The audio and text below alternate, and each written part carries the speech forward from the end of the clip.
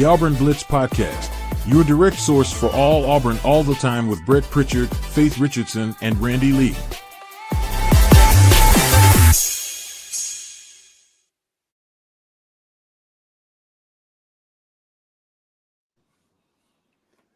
What's up, everybody? Welcome into the Auburn Blitz Podcast here on a Wednesday morning. We are so glad that you join us each and every day here on the Auburn Blitz, wherever and whenever it is that you join us, and making Auburn Blitz part of your daily Auburn athletic intake. Again, we appreciate Glenda Mitchell and her law firm for being our presenting sponsor each and every day now here on the Auburn Blitz. What a great law firm Glenda Mitchell has, and we'll talk more about her and her team as we move on throughout the program. Again, thanks to all of you that tune us in each and every day and have subscribed. We really, really appreciate it. And we got a ton to talk about. Got Randy here this morning with me.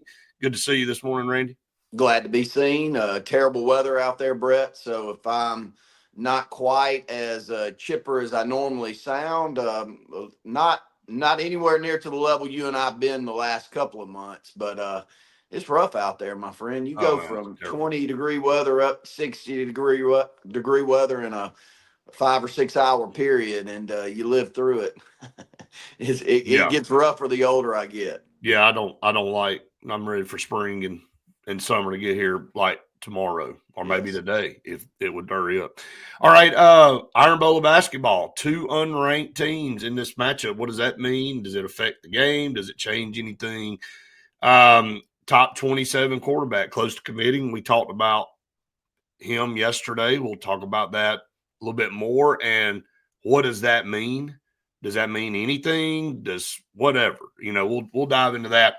But there is a lot of momentum in this class for 27 already. And, I want to go back when we get to that part of the show and talk about what Alex Golesh and this staff has done to this point. He has a press conference today because today used to be the day everybody waited for, and now nobody cares and nobody knows about it. And so they are going to have a press conference today.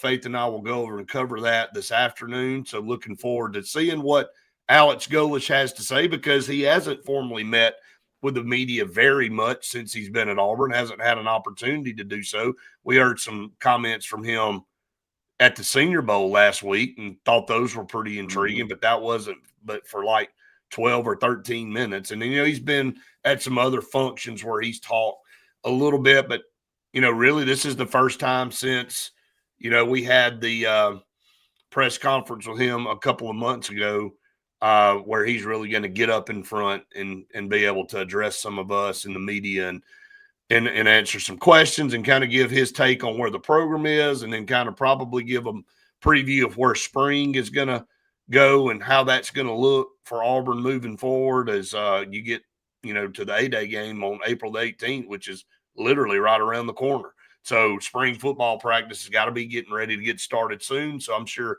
he'll lay out what that looks like today, or at least I'm anticipating that. So we'll cover that. Maybe give everybody a little synopsis after we walk out of that press conference on what we were told today. So, but Randy, I want to start with basketball. We don't normally do that, even though it is basketball season, but it's Iron Bowl week. And, as I was going back and looking at this rivalry, I mean, think about last year. The first matchup between these two teams, number 1 versus number 2 in Tuscaloosa. Like, who in the world? Like, it just amazing where this rivalry's gone. And I was telling you before we got on, out of the last 8 matchups going back to 22, Auburn's won 4 and Alabama's won 4, and both have been usually ranked in the top 10, if not at least the top 15. Well, and, that has been the thing that you've got to just get your mindset toward, that's the norm. You've argued with me over the past decade or so, maybe for the first couple of years of this, we would say, man, this is great. I can't believe where we are. But the last 5 years, it's like, stop saying that, because that's what we were in Auburn basketball is no longer what we are. With Bruce Pearl and now Stephen Pearl in this staff that's been put around. and the development that we get out of our basketball program. It's a thing of beauty, Brett. And not every year you're going to have a team at Auburn and Alabama that's going to be a Final Four contending team, but it doesn't mean you can't be competitive. And both of these teams are highly competitive this year. If I were to tell you right now, Brett, I'll swing it this way. If I were to segue and say Auburn and Alabama, Brett, make the Sweet 16 this year, would you be shocked? No. I wouldn't either. And the reason is I think the ceiling for both of these teams is that high. Now, or is the ceiling as high as Auburn making a Final Four run last year and Alabama knocking on the door the last 2 or 3 years? I don't know that I can go that far, but man, we've got to have the expectations be realistic around here that you want to put a quality product out there year in and year out. And do you know how hard that is in the day and age of college basketball that we're living in, to put a really quality product out there when you've lost 10 guys like we lost last year? And Alabama the opposite way. And I'm not here to tout Alabama, but I am here to say that we've got unbelievable basketball in the state of Alabama right now, and thank the Lord for it, because a decade plus ago, this time of year, what the hell were we talking about? We would do shows together where we go, unfortunately, I got to go on here and try to come up with something positive to say about Tony Barbee and this terrible basketball program that I went over and watched. And the same thing across the state with Avery Johnson and Godfrey and all that crew that at times was decent, but they were never to the level that we see right now. And so it's a wonderful time to be a basketball fan in the state of Alabama, that's for certain.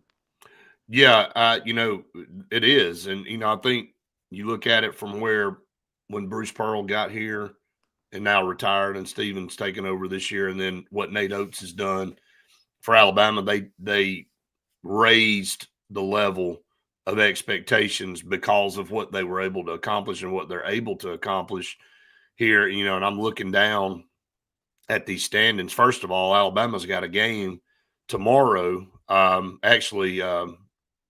Tomorrow. No, tonight. They got a game tonight. I don't know what I'm thinking. The days are all messed up. Got a game tonight against Texas A&M, who's in first in the conference, and A&M's coming to their place. So can Bucky McMillan, returning back to the state of Alabama for the second time this year, can he pull off another win? Alabama will be primed after getting their doors blown off by Florida to come in and regroup. Could that have an effect one way or the other on that game on Saturday? I know they're not looking at the Auburn game right now at all, because they've got the number one team in the conference in their building, and they've got a chance to make another statement and show that, hey, we do belong in the top 25. So they've got to go out and execute and do that. Auburn, on the other hand, they don't have a game this week. They had a week off after – losing a tough game to Tennessee on the road where they just didn't shoot the ball very well at all. Now they've had this time to prep and get ready for Alabama. So I don't know how all that has an effect. Then Charles Bediako has another ruling on Friday whether he can continue to play or not for Alabama. So, which that experiment really hasn't been the best for Alabama to this point. They've lost a couple of times with him being in the lineup. Now, again, it is what it is, but when I look at these standings in the SEC, for the last 5 years, it's been Auburn, Alabama, Tennessee at the top.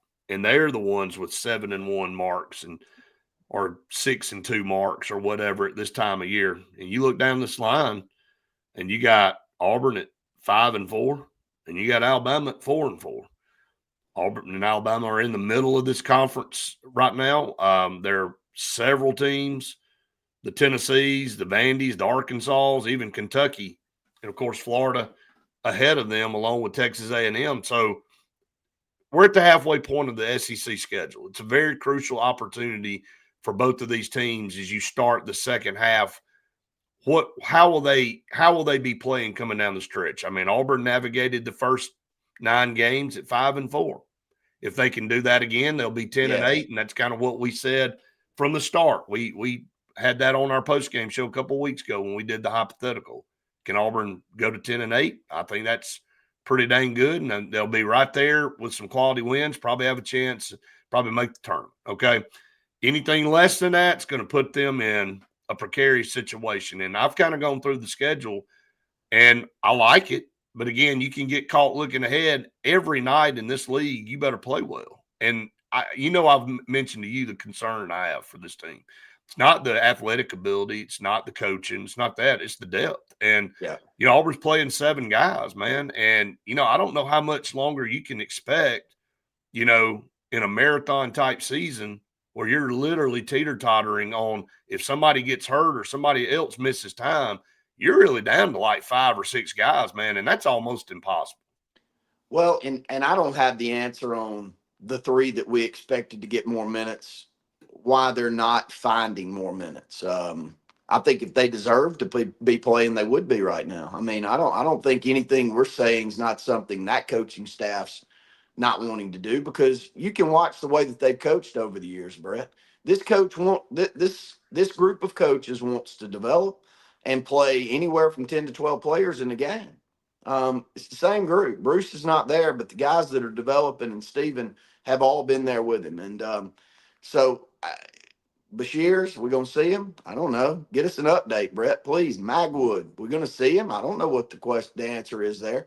Simon Walker, is he just not ready? I mean, is he? Can he not give you 8 or 10 minutes? The Simon Walker thing has to be defense, man, because that is the bar that you're judged by when Stephen Pearl and then even Bruce Pearl were making determinations on who got playing time and how much they got and get right now currently. And there's no question Simon Walker can shoot. I mean, he can score, but if you can't play defense and you're considered that much of a liability on that side of the floor, they're not going to play you. And so that's the only thing I can come up with, because I'm getting questions over here, and I know you just asked me questions about Magwood. Nobody has an answer on that. Nobody's been given a timetable.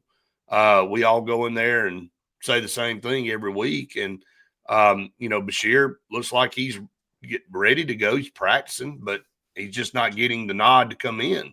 So I don't know why. There's obviously a reason for all those guys, but I'm just saying, kind of the hog bones, point over here. He said, I get the gist. We will wear down eventually. Up and down play from 7 or 8 players, still say 17 to 19 wins. My question, since we're reloading, probably, is it worth going to NIT? I think we're still very capable of making the tournament. I agree. Yes. But you are an injury away. And Auburn had Murph's been banged up, Jovic's been banged up. I think that's another thing. They've tried to manage that as much as they can, but you got to look at it from that standpoint. If somebody were to go down, I don't remember a time where you've had a major program really have to rely on 5 or 6 guys, and that's all they got. So I'm hoping that somebody can raise up and be a contributor off that bench other than, Musalak. And so I just think that you play him with 4 guys with him. It's not a cut on Blake. It's not. It's just one of those things where they're just trying to buy some time in the game when he's in there. Well, and I'll give a pass here. I mean, if those other 3 were playing, Brett, and you were getting the production that you expected out of them, then we wouldn't be in this situation where we're asking about. But the further we get down the line, the more that I'm sitting here as a major basketball fan, a big-time Auburn basketball fan, and my money wants to go to the basketball program, because we are getting a very good product year in and year out. And when you buy basketball tickets, you go in that arena, Brett, you get a good show. Look, I buy basketball tickets, but I also buy a whole bunch of football tickets. And when I go in Jordan-Hare Stadium, I don't feel like I get a show all the time. I hope we change that. Look, I'm going to keep buying You get a laser show. I'm going to keep buying them. I'm going to keep spending my money, but you get where I'm going. I mean, I think that the product has been so much better with Auburn basketball, and the idea that we're at this part of the season where we go, man, if we'd have spent the money to get a couple of more pieces on this roster for Stephen Pearl and Ira Bowman and this staff and how good they develop, we wouldn't be sitting. But Brett, there's 3 guys, and those 3 guys were highly sought after. Simon Walker, he was committed to Tennessee, if I remember correctly. He's a massive shooter on the AAU and high school circuit at Huntsville High. I don't know if injuries have plagued him a little bit, Well, and, he and did maybe have that knee injury. well, and that could be part of the question that you have. And then Caden Magwood, I don't know that anyone had a glowing response any better than Caden Magwood from Brett Pritchard before this season, from what Very, his two eyes very excited. told him. Very He was excited. excited about Magwood because it was such a need position. And now we're getting no minutes. And then Bashir's is the exact piece that Auburn needs, where Jovic can do different things. We're asking a lot of him.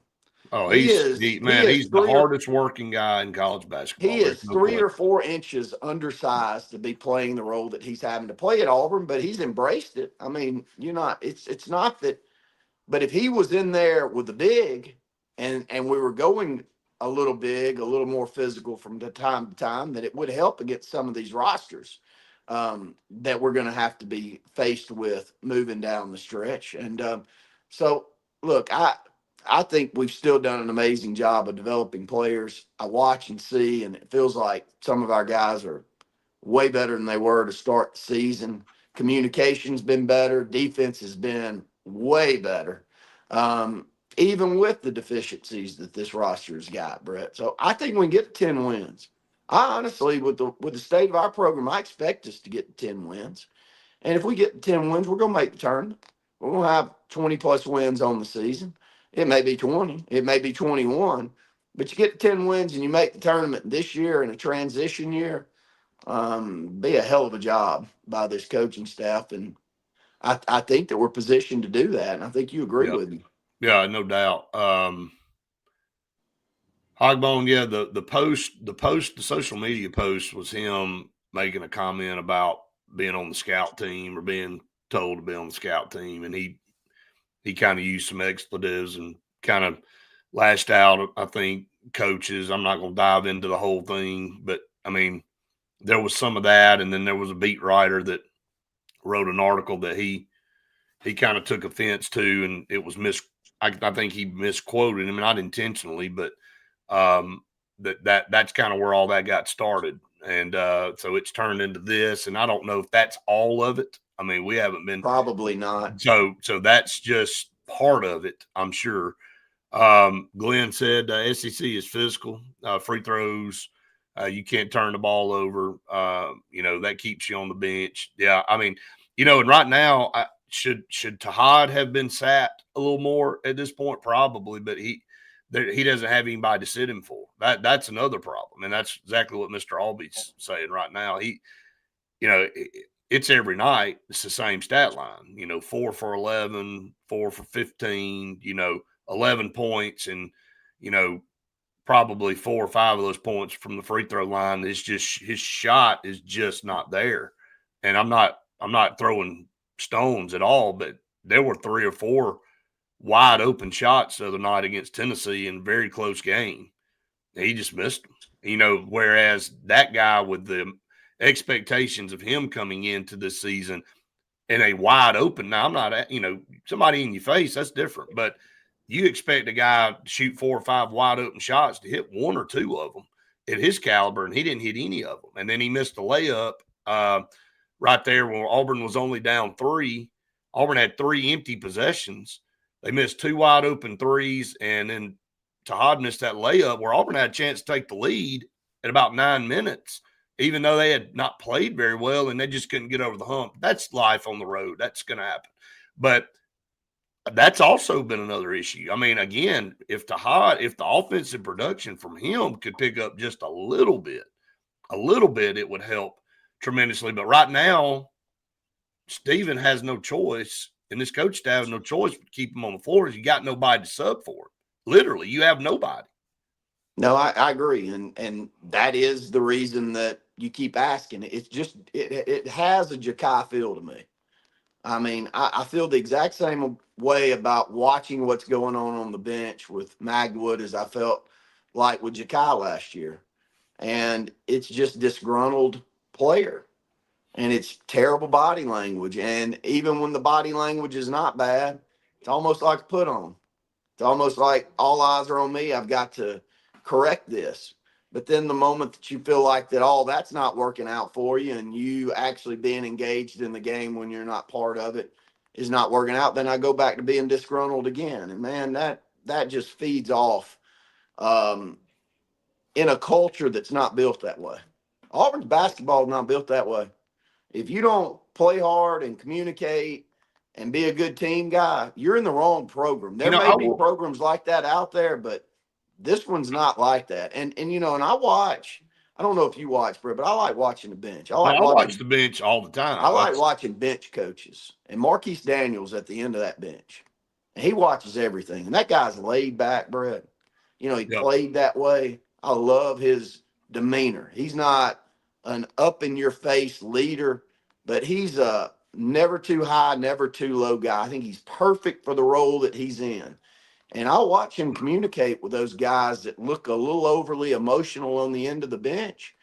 And if you got somebody over there, but after a while, I mean, I'm sure that it's frustrating, and I'm not putting words in his mouth. I'm sure it's frustrating for him and others that you don't reach some of these guys because they're so young, man. You even take Tahad right now. This cat's a true sophomore in college. I mean, 19, 20 years old. He's got a ton of basketball left. I mean, if he has a sophomore slump, come back and have an amazing end of the season and then run it into his junior year and be the best point guard in the country.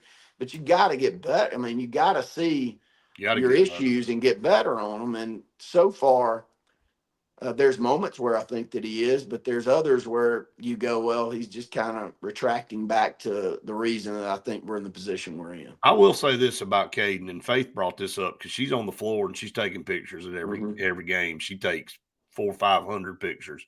And we were going through them the other day, and Caden Magwood is engaged on that bench, and he is up and he's cheering, and that's different. Ja'Kai Howard. Ja'Kai Howard was sitting over in the corner pouting as bad or worse than anybody I've ever seen on a team. You know, now, you know, then he transfers to Utah, averages 1.3 points a game, and now he's left that team for personal reasons. I mean, some people just can't get through it. And, you know, we saw it, and if you can't get through it with Bruce Pearl back then and everybody that works with those kids one-on-one to try to help them, then you ain't getting through it. Transferring somewhere else ain't going to help you. But I do see Caden Magwood still very engaged and very supportive of his teammates on the bench and excited for other people when they do well. So it is, maybe it's just one of those things where he's just got to get through all this, and they've got a plan. I'm sure they've talked, and they said, look, here's how you're going to get back on playing time. Here's how you're going to get back on the floor.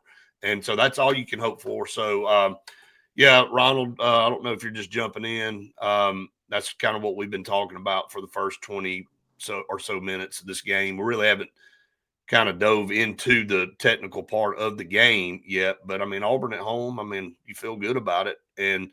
But, you know, last year Auburn went on the road and beat Alabama.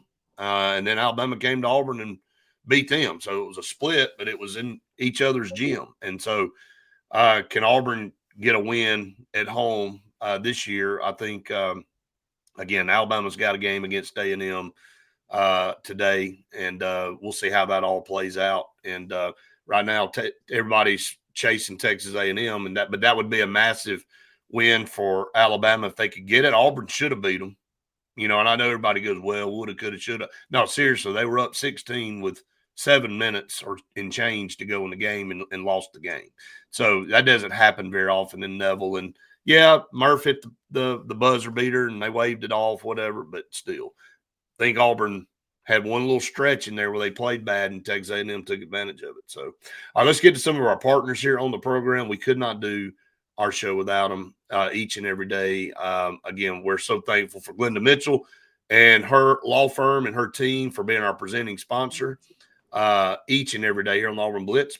Sensor Green for air that is cool and clean. Call on Sensor Green. They are the carrier experts here in the state of Alabama. They are proud supporters of Auburn Athletics and the Auburn Blitz podcast, and we appreciate them so very much. Professor Greenbacks, that's a mouthful there, will save you money when you buy a carrier unit from Sensor Green. So go check them out for your next heating and air unit. They also do insulation and a lot of other things too for your house. Scout Program Management, a full construction management firm located in Birmingham, Alabama, working with multiple projects. We were at Gunnersville last week, saw the sign out from the Gunnersville High School, the new high school, the new addition. Scout Program Management leading that charge. We got a ribbon cutting in Alexander City today for the new Benjamin Russell High School. Scout Program Management was in charge of that project. They've got a project coming up in Opelika and one up in Marshall County. They are just all over the state. And the reason they're all over the state because they're the best in the business. So when you have a major project coming up, you need to hire Scout Program Management to manage your project. ScoutPM.com. Go check them out. There online. Bunkers in downtown Auburn. Can't say enough about Bunkers, man. It is such a great place to go hang out. They had so many people in there last Thursday for line dance, and there's no way they could have gotten anybody else in there. Saw the video online. Everybody having a great time. If you don't get there early now, you're not getting in. Great food, great music. Got 2 stages for live entertainment. Got great parking opportunities there in the parking deck. With 50 parking spots. So Bunkers is the happening place. I just like to tell everybody we knew about Bunkers before everybody else did. And we knew how good this place was going to be. And now everybody's figured it out. So now everybody's crawling all over it. So that's what we want. So great people over there at Bunkers. Hogmon said, I wish I felt better about the Bama game. What is it that makes y'all feel bad? I think Alabama's built very similar to Auburn. I think you take LeBaire and Philon off that team, they're a shell of themselves. I think you take Keyshawn Hall off Auburn's team, I don't know what our record would be. Probably not. Maybe 1 or 2 wins in conference play. I'm not kidding. I mean, that guy, you're putting a lot of expectations on him every night too to go out and score 25, and he does most of the time. I mean, he's going to give you that a couple times, 3 times. He's giving you over 30 this year. I truly think he could be the best player overall in the SEC when the dust settles for what he does for his team.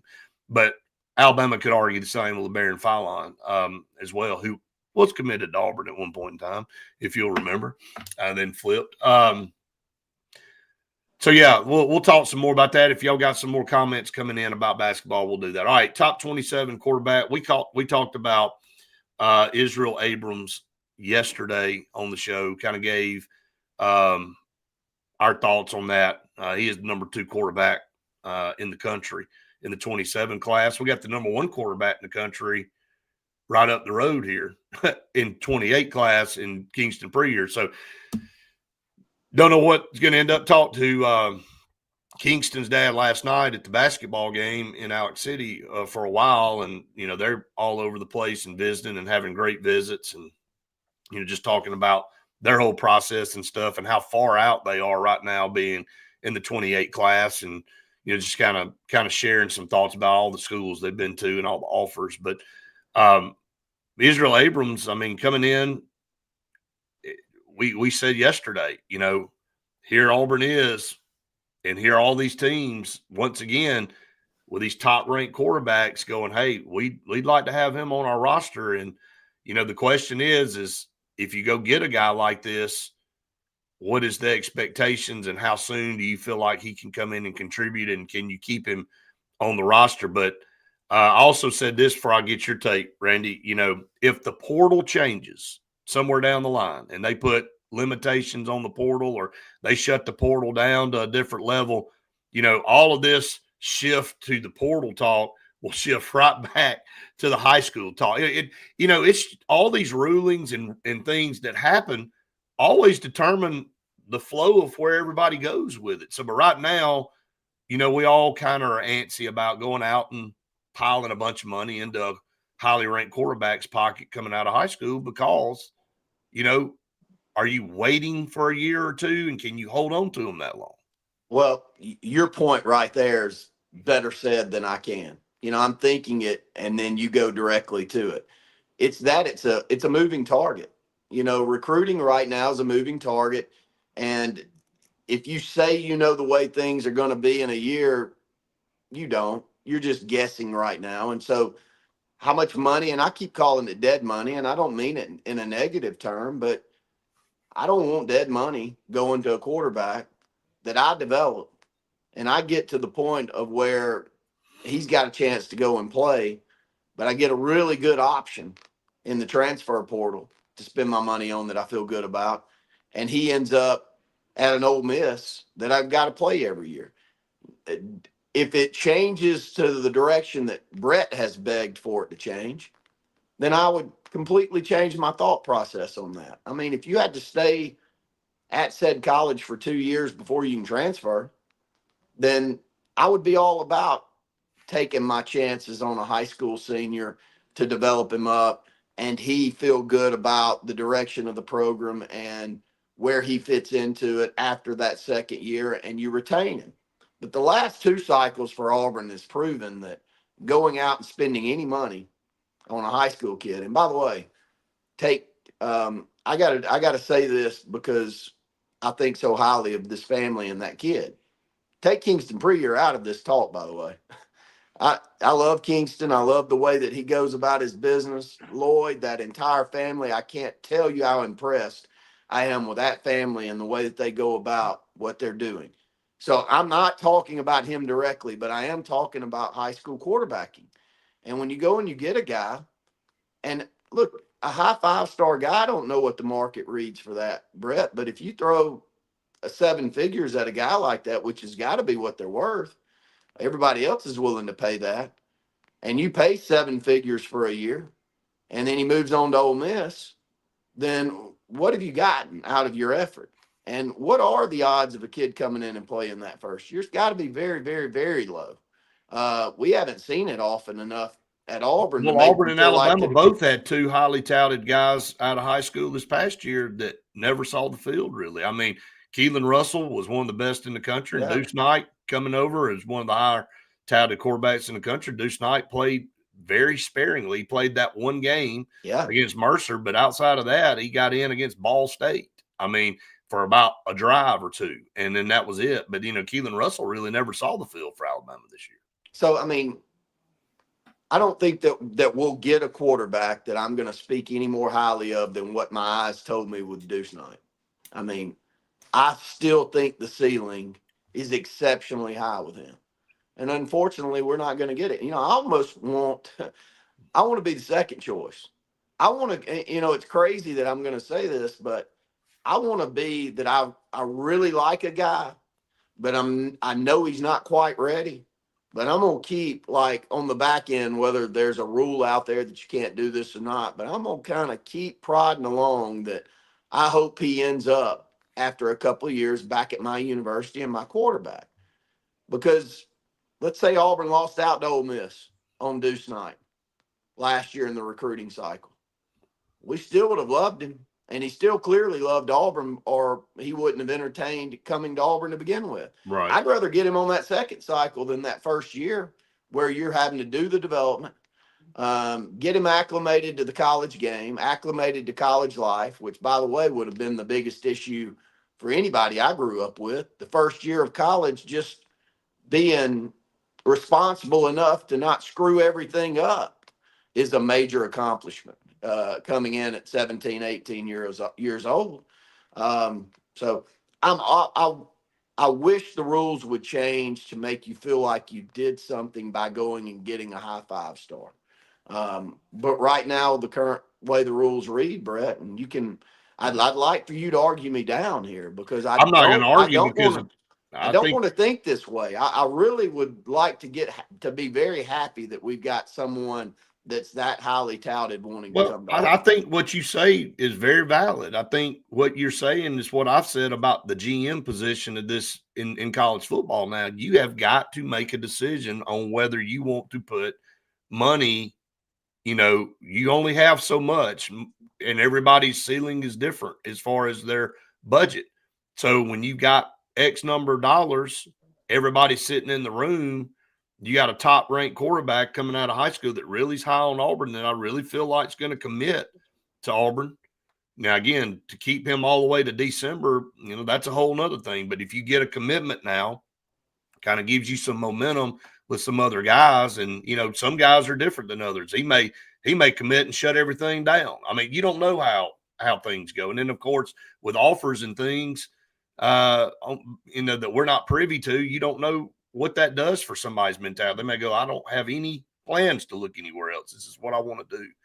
But are you going to put a bunch of money toward a guy that, like you just gave valid reasons why you maybe would be skeptical to do that? You know, are you going to be training and developing somebody for somebody else's program? Or do you have realistic expectations that when Byron Brown exits this year, that this kid, from what you've seen on film, could have a legit shot to come in here and start coming right out of high school? I mean, all that's an evaluation part of this thing. And they're all valid questions because, you know, you don't have an unlimited money tree out here. And if you did, you could just go grab everybody you wanted and say, well, some going to work out and some not, you know, and the ones that don't work out, so be it. But it's crazy.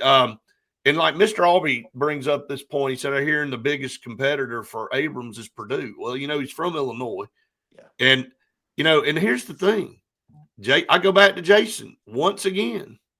He said teams that you never had heard of competing for a top-ranked guy are going to creep up on you and be a challenger for you. And look, lo and behold, the very team he talked about is right here as maybe the main competitor for Israel Abrams for Auburn. And like, NIL and the portal have changed this game. There is nobody now that has money that's out of the game. You know, if they've got the other pieces, if they've got a good coaching staff, if they've got decent facilities, that they can go out and not go get a guy if they want him, you know, and if they really put a high priority on this guy, they may have higher priority on this guy than somebody else. And somebody else may go, okay, I want him, but I don't want him that bad. You want him that bad, go ahead. So that's another thing. But, you know, outside of that, regardless, you know, the quarterback position to me is the outlier position. How many top-ranked quarterbacks in the portal every year are there going to be? I think there were 4 or 5 this year that really, like, everybody would have taken, right? The kid from Sorsby, I mean, Byron Brown, Sam Levitt. I can go down the list, 3 or 4 guys. Auburn got one of them. Now, Auburn got one of them because of a connection. Now, They also paid, but it just happened to work out. But you may not get one of the top 3, 4, 5 guys next year. So you got to count toward your, you know, you got to look at your high school guy, one that you're getting out. So, yeah, you can say, yeah, I'm going to go to the portal and get the top quarterback out of the portal every year. Well, everybody else is trying to do the same thing.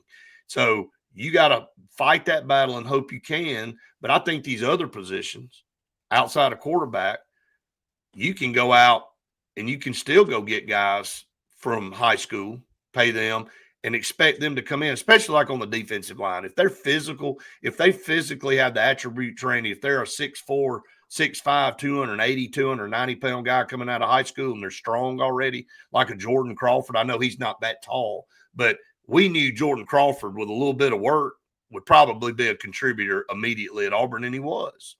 Autry coming out of Opelika. Malik Autry. He already looks the part, you know. There's a number of players like that, especially on the lines of scrimmage and at linebacker and others. But that quarterback position's the one that I question the biggest, though. Outlier, man. Because there's only one guy going to get snaps. Now, if somebody could get hurt and there could be some dynamics going on that could make it where you're the second or third guy and get some snaps. But for the most part, one guy's going to get the snap. So how much dead money are you going to have sitting over there? And, you know, Brett and I had a good heated conversation a couple of weeks ago. And my whole point to Brett is like, put pen to paper and put a roster together for $30 million in the current state of what money's being spent out there. It may sound like a crazy, crazy thing to you, but I'm telling you what you know, put pen to paper and put a roster together that competes with Ohio State, Georgia, Indiana, Alabama for that money. And that may be perfectly fine, but I'm telling you, it's difficult. It's really difficult, and it's very difficult if you spend $3.5 to $5 million on one player. Then it gets exceptionally difficult. And I almost think that that's the direction that you have to go on the quarterback side. But the last thing you can do on the quarterback side is be spending another $1 million or $1.5 million on a player that you're developing and they end up somewhere else because they don't end up making it for you. I do want to go to one quick thing just to piggyback off of Jason Caldwell's comments with Purdue And I also want to bring Indiana, and then I want to bring Auburn basketball into the mix on this comment. Brett, there are certain fan bases out there that particular sports have been neglected for so long, but it doesn't mean they're not amazing fan bases. Let me bring Auburn basketball into the mix, man. That we couldn't pack any arena 15 years ago because the product was terrible. But the product got better, and we all know as Auburn fans, we're one of the very best fan bases, period, in this country. We always will be. We're exceptionally rabid when our team puts a good product out there. And we will be in any sport. Go back to softball during that stretch. We will show up and support if we're getting a good product. Well, Purdue and Indiana are that way, Brett. Like, is there a better basketball fan base than Purdue? Honestly, No. do you watch their games? Oh, man. Man, they are exceptionally passionate. You go and watch Indiana and Bobby Knight and that crew, man, they are unbelievably passionate if they get a good product. And you saw within a couple of year stretch, Indiana football, all of a sudden you're like, where'd all these red jerseys and red shirts and red maniacs come from? Well, they've always been there, but they've had a shit product that they've had to cheer for. And now they don't have it. So my point is, like, there are certain programs like Purdue that if you spend the money in the correct way and you build a culture, the fan base is there. Auburn basketball is the best example of that. I mean, if I'd have told everyone 15 years ago that Auburn basketball is going to be the one sport that we all gravitate to, and it's the hardest ticket to get, Auburn fans are you are crazy. I mean, people were giving up their preferred seats for hundreds of dollars. Hell, now you can't get in there for less than a couple $100 a game. And they were giving up preferred seats for the season for a little middling amount of money like that. So it's amazing what certain fan bases can get when you give them a good product. Well, on the football side too, I mean, look at what Auburn's football. Well, look at Jordan Hare every Saturday. I mean, even against the Mercers of the world in a mid-afternoon game, slam packed. I mean, and nobody's underachieved more than Auburn football over the last 5 to 6 years. And the fans keep coming and look, and don't think recruits don't see that and talk about it. I've talked to several recruits on the road. You know, when Faith and I go around and talk to all these kids and talk to these coaches, they go, well, there's one thing about Auburn fans, man. They'll show up, you know, whereas you look, there's plenty of great programs out there. Their programs start having a couple of rough years. Man, it looks like you could get in to the stadium with a can of soup, you know, to donate to the food bank. And, you know, Miami's one of them. You know, when Miami's playing great, their fans are, but man, when they have a slightly, you know, less than good team, you'll look at their stands and man, on any given Saturday, they got 25,000. Like, seriously, it's bad. So, but you don't get that with Auburn. And players go, man, these fans here, they're willing to show up even after Auburn continues to lose and go through the problems they're going through. I'm just telling you, man, it's amazing the resiliency of this fan base and what they're willing to do for this program. And boy, you put a winning product on the floor and you see things go out of the roof for sure.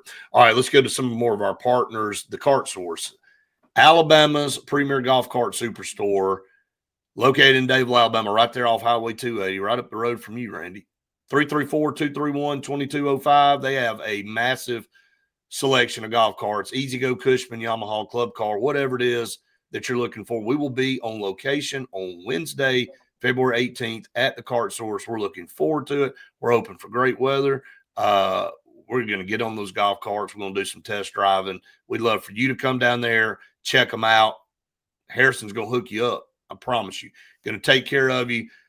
Great selection of golf carts. You need to go see them down in Davie, Alabama. Russell Medical Center. We will be over at Russell Medical Center next Wednesday. We're going all over the place. We love this. We love being able to go to our partners. Voted one of the top 3 hospitals in the state of Alabama. Great doctors, great facilities. When it comes to healthcare, nothing's more important for you and your family than great doctors and great facilities and the in and out, the convenience of not having to hassle with big cities and stuff like that. They're partnered with UAB Health. That should be all you need to say right there, because it's one of the best healthcare systems in the entire world. So check out Russell Medical Center in Alexander City. Alex City Marine, yeah, it's nasty weather outside, so that means it's time to go to the boat dealership in Alex City and go get you a boat. And you go, well, what are you talking about? You're not going to get out on the lake. No, you're not going to go out there today. But here's when you get your best deals. And they've got a boat show coming up very soon, and they'll have great prices for that. But they'll even do better prices right now before the boat show, pre-boat show sale going on. Sales, service, and storage. They've got everything you want. Center console, pontoons, all powered by Honda, Suzuki, Mercury, the best in the business. Go check out Alex City Marine right there on Highway 280. So many businesses right off Highway 280, the convenience, man. You don't even have to go into town. You just pull right off, go get you a golf cart, pull right off, get you a boat, pull right off, go into the doctor's office and get checked out. I mean, it's all right down 280 for you. It's very simple. You know, you look at the momentum for this class, and one thing that stands out for me is the tight end position and how much emphasis Alex Golish is putting on the tight end position. You saw what Auburn was able to do in the portal. And it's obviously very important. The very first commit in the 27 class was Trey Proctor from American Heritage, 6'5", 213-pound tight end. Got a lot of top honors at the Navy All-American Bowl combine that went on a few weeks ago. I mean, they're after 2 or 3 top 27 tight ends. Randy, are we going to see the emergence, the rejuvenation of the tight end position at Auburn? We haven't seen it in so long, but it looks, and it is apparent that Alex Golish is going, not only are we going to get tight ends, we're going to make them a productive part of what we do on offense. Well, I mean, that's what his offenses have partly been built around before. So you have to think that. And he's not the only one. I mean, hell, just watch a Sunday game. I mean, watch the NFL and see the mismatches that are created with the secondary by having a big bodied guy in the middle roaming the field. So we've said it. We've been saying this for 15 years. I mean, so I'm not going to waste any more of mine or your time talking about it until the season gets here and I'm proving that is truly the direction that we're going. But I love it. I've been pleading for it for a long time. It's the direction football is going in. With the pass-happy offenses that we see and the ability for tight ends to roam the middle of the field and you not have to send a slot guy across the middle, Brett, to get a key third down reception that may be a little mini mite out there. I mean, that's not the direction that football is going. And so I applaud the efforts. And I think these recruits are smart enough to go back and y'all can hear us still. Got us back. Okay. Yeah, I think the recruits are smart enough to look at what Alex Golish has done with the tight end position before and realize that that's the direction that he wants to go now, and he can communicate that, and he's got film to show that that's the direction he's going. So I'm here to applaud it. Yeah, I am too. Again, another top 4-star tight end in the junior class.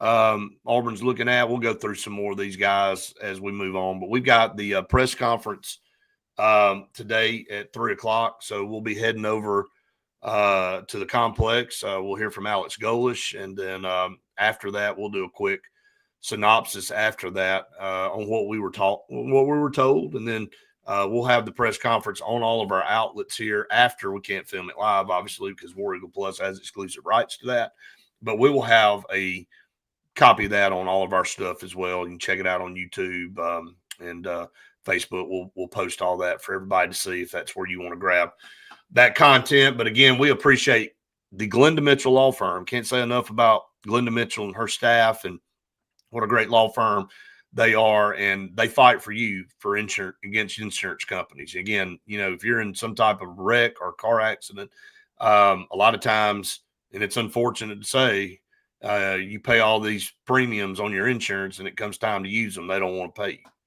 And so she make sure that happens and make sure you're taken care of. So hopefully none of you will be in an accident, but if you are, you need to contact Glenda Mitchell and her law firm. They'll take care of you.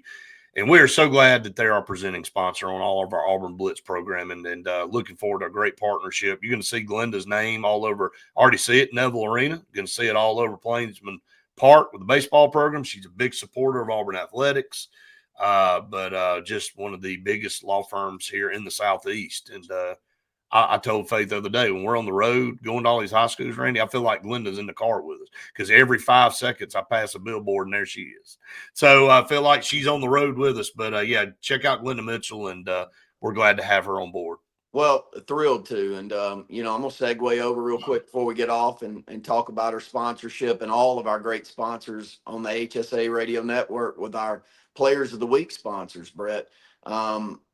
Please, if you've got teams, coaches, players all around the state of Alabama that need to be recognized, deserve to be recognized, send that information to us. Brett, I've been lucky enough over the last month to have probably 50% of the posts I make come from coaches, parents, school administrations, to make sure that we give spotlights. And Glenda's going to be our East Alabama Athlete of the Week sponsor. So there's a lot of great athletic programs. And as we head into spring season, tremendous amount of high-end state-ranked teams over in this East Alabama area, but it's all around the state of Alabama. So I just want to take a quick minute to thank everybody for recognizing that and sending that information our way, because it's harder than ever. When Brett and I grew up, there was a lot of newspaper reporters around the state that spotlighted kids all around the state in different types. There's maybe a handful that do that many. Now. There's not many at all. And so Brett and I have really taken the banner to say it's not fair just because the death of newspapers and media outlets that kids don't get recognized as much as they once did. So it's part of our mission is to make sure that if kids are doing great things in our state, then we're spotlighting them, and we're going to continue to do that. Yeah, no doubt about it. Mr. Albee, don't know what question I'll ask today. I'll figure that out and kind of read the room and see what everybody's asked by the time I get called on. But again, going to have some interest in hearing from Alex Golish on looking forward to what spring's going to look like. What's spring practice going to look like for him? How much access are we going to get? I would assume a good bit. He seems like a guy that wants, the media and wants to befriend the media and wants them to, be around his program. So we'll kind of see how all that plays out. Brett, I got a quick question. I would like for you to ask, because it's one that I think about a lot. It's not the quarterback, but how difficult is it to evaluate high school offensive linemen? How much do you weigh on what you see out there on the field on a Friday night in high school? And do you think it projects to being good at the college game? Because if I had to do that, you and I call a lot of football games together over the years. Some that I think are going to be great college linemen don't end up being great college linemen. What is it that you look for when you're evaluating an offensive lineman? Because that's also a position now that I point to and go, man, I sure would. I'd just rather go get a kid from South Florida that's taken 1,500 snaps that I can pull film up on, that's played against Florida and some others. And I already know that he can match some of these guys that we see, and I'll take them for a couple of years, and I'm going to go do it again. I hope that changes, but right now, I think I would lean more heavily on doing that than going in the high school route. But I'd love to hear his comments. Yeah, I'll ask that if he doesn't talk about it, in his opening thing, and he may, as he goes through positions, he may discuss that. But I'll definitely ask. That's a good question. I think I'd like to hear that response too. So, all right.